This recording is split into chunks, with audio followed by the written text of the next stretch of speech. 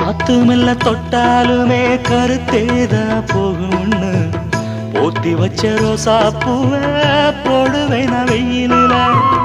காத்து மெல்ல தொட்டாலுமே கருத்தேதா போகும்னு போத்தி வச்ச ரோசா பூவ போடுவேன வெயிலில.